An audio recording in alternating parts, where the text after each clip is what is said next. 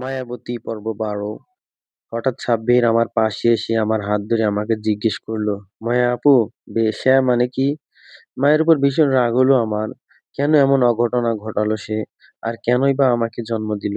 এর উত্তর এই জীবনে কি মিলবে? মায়া আপু, নামাজ পড়বে না? ওঠো। ধরফরিয়ে উঠলাম আমি। কয়েক মুহূর্ত সময় লাগলো কি হচ্ছে বুঝতে। আমি সামনে তাকিয়ে দেখলাম সাবিহা দাঁড়িয়ে আছে। ওহ, তার মানে আমি স্বপ্ন দেখছিলাম। একটা হাঁফ ছেড়ে উঠলাম। সাবিহা আমার দিকে তাকিয়ে বলল, এমন করছো কেন? ওঠো, নামাজ পড়বে না? আমি ওর দিকে তাকালাম, ওর চোখ দুটো লাল হয়ে আছে। আমি ওকে জিজ্ঞেস করলাম, তুই উঠলি কিভাবে আজকে? জানি না, উঠে গেছি কিভাবে জানো? আমাকে কি তোকে তোর গাধা মনে হয়? আমি বুঝি না কিছু। নামাজ পড়তে উঠে মিথ্যে কথা বলছিস কেন? ও মাথা নিচু করে দাঁড়িয়ে রইল। ঘুমাসনি কেন? সারা রাত জেগেছিলি কেন? এমনি, ঘুম আসেনি। আপু, বড় হয়ে যাচ্ছিস, কি দরকার এত তাড়াতাড়ি বড় হওয়ার? তুমি তো এখনো ছোট, তাই তো তো এত কষ্ট। আমি কষ্টে আছি সেটা তোকে কে বলেছে? কেউ তো বলেনি। তাহলে?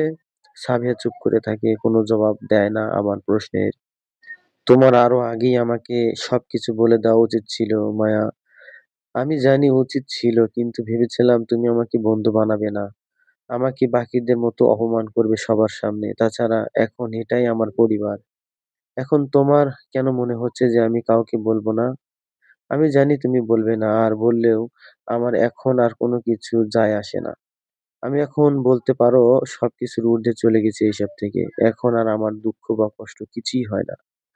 মায়ের প্রতি রাগ হয় মায়া, ঘৃণা হয়। রাগ তো হয়ই কবিতা, কিন্তু ঘৃণা তো করতে পারি না, কিছুতেই পারি না। মা তো আমার। তোমার আম্মা মানুষটা কিন্তু অনেক সহ্য শক্তির একজন মানুষ। অনেস্টলি বলছি, ওনার জায়গায় আমি থাকলে কিন্তু তোমাকে মেনে নিতাম না কোনোভাবেই। আমি জানি উনি মানুষটা অন্যরকম।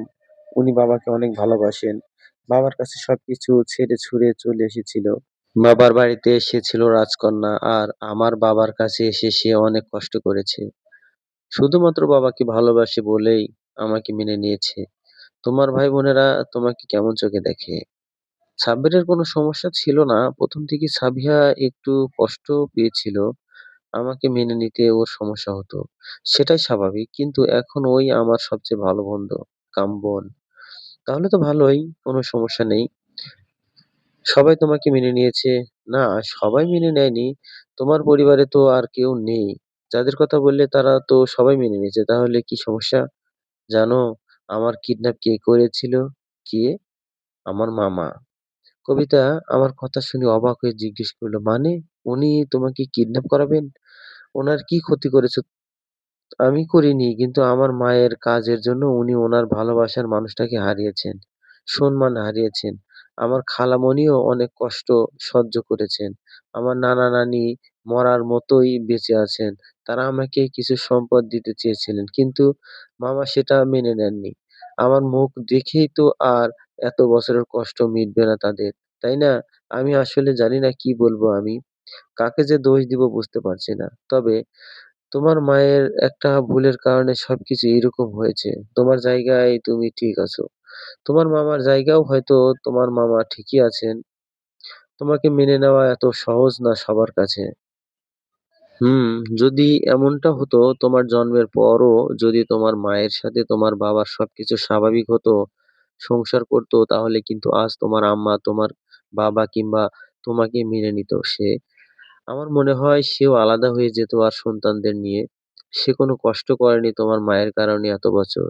তার স্বামীও তার কাছেই ছিল। আবার তোমার মায়ের মৃত্যুর আগেই তোমার মাকে ডিভোর্সও দিয়ে দিয়েছিল। তাই তার কাছে তোমাকে মেনে নেওয়া ততটা কঠিন হয়নি। কিন্তু তোমার নানা বাড়ির সবাই তোমার আর তোমার মায়ের জন্য অনেক কিছুই বিসর্জন দিয়েছে। তাই তারা তোমাকে এত সহজে মেনে নিবে, এইটা আশা করা ঠিক না। তুমি হয়তো ঠিক, কিন্তু শুধুমাত্র সম্পদের জন্য তোমাকে কিডন্যাপ করা উচিত হয়নি তোমার মামার। আমাকে নিয়ে সমস্যা নেই আমার। উনি আমার ভাই বোনের ক্ষতি করছেন, এইটার জন্য খারাপ লেগেছে। আমার জন্য ওনাদের কিছু হয়ে গেলে আমি আম্মার সামনে দাঁড়াতাম কিভাবে? কি জবাব দিতাম তাকে? কবিতা চুপ করে রইল। ধীরে ধীরে মাথা উঁচু করে বলল, মায়া, বলো। আমিও তোমার থেকে একটা কথা গোপন করেছি, শুধু তোমার থেকেই না, সবার থেকেই। কি গোপন করেছো তুমি আবার? প্রেম-টেম করেছো নাকি? না, সেইরকম কিছু না। তাহলে? আমি যাদেরকে তোমার কাছে আমার বাবা-মা বলে পরিচয় করিয়েছি তারা আসলে আমার মা-বাবা নন। আমি বিস্ফোরিত চোখে ওর দিকে তাকিয়ে বললাম, "কি? হ্যাঁ, জোকস করছো কবিতা? না, সত্যি কথা বলছি।" "তাহলে কাব্য স্যার? উনি তোমার ভাই নন?" "না, উনি আমার আপন ভাই নন।" "তাহলে তোমার মা-বাবা কোথায়?" "আর কাব্য স্যারের মা-বাবা কে হন?" "ভাইয়ার মা আমার ফুপি।" "কি? হুম, তাহলে তোমার মা-বাবা? উনারা কোথায়?" "আমার মা আমার জন্মের সময়ই মারা গেছেন। এরপর বাবা আমাকে দেখে-শুনে রাখার জন্য আরেকটা বিয়ে করেন কিন্তু উনি আমাকে ভালোবাসেননি। তাই ফুপি আমাকে দত্তক নিয়েছেন।" "তোমার বাবা তোমাকে দিয়ে দিল?" কবিতা একটু মুচকি হাসল। কিন্তু ওর এই ছোট্ট হাসির মধ্যে ঠিক কতটা দুঃখ লুকিয়ে আছে আমি জানি। আমার দাদির দোষ ছিল মায়া। উনি আমার নতুন মাকে শুধু আমার দেখাশোনার জন্যই এনেছিলেন। আমার বাবার কাছে নালিশ দিত তার বিরুদ্ধে, পান থেকে চুন খসলেই। ভেবেছিলাম গরিবের মেয়ে মুখ বুজে সহ্য করবে। উনি আমাকে ভালোবাসতেন, কিন্তু মানুষের তো একটা সহ্য ক্ষমতা আছে। সেইটা পার হয়ে গেলে মানুষ আর নিজেকে আটকাতে পারে না। সে যে শুধু আমার মা হয়েই এই বাড়িতে আসেনি, সেটা সে হাড়ে, হাড়ে বুঝিয়ে দিয়েছে তার একটা ছেলে হওয়ার পর। দাদি তবুও থামেনি। তার দুধের শিশুকে ফেলে আমার দেখাশোনা করতে বলতো। সে ১ম সব মেনে নিলেও পরে আর মেনে নেননি। সে যে ততদিনে মা হয়ে গিয়েছিল। ছোট মুরগিও যেমন নিজের সন্তানদের বাঁচাতে উড়ন্ত চিল বা শকুনের সাথে যুদ্ধ করে, তেমনি সেও বাঘিনীর রূপ ধারণ করেছিল।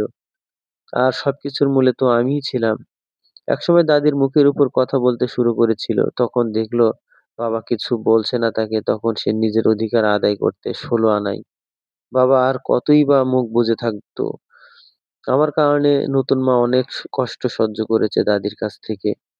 আর আমি যেহেতু ঝামেলার কেন্দ্রবিন্দু, তাই একসময় আমাকেই সহ্য করতে পারতো না। দাদির অতিরিক্ত ভালোবাসা আমার জন্য কাল হয়ে এসেছিল। তারপর ফুপি আমাকে দত্তক নিয়েছিল। তখন মনে হয় আমার বয়স ৭ কিংবা ৮ হবে। এইজন্য দেখো না, আমার আর ভাইয়ার বয়সের অনেক গ্যাপ। আর আমি আর কাব্য ভাইয়া ২ জনই অনেকটা ফুপুর মতোই হয়েছি।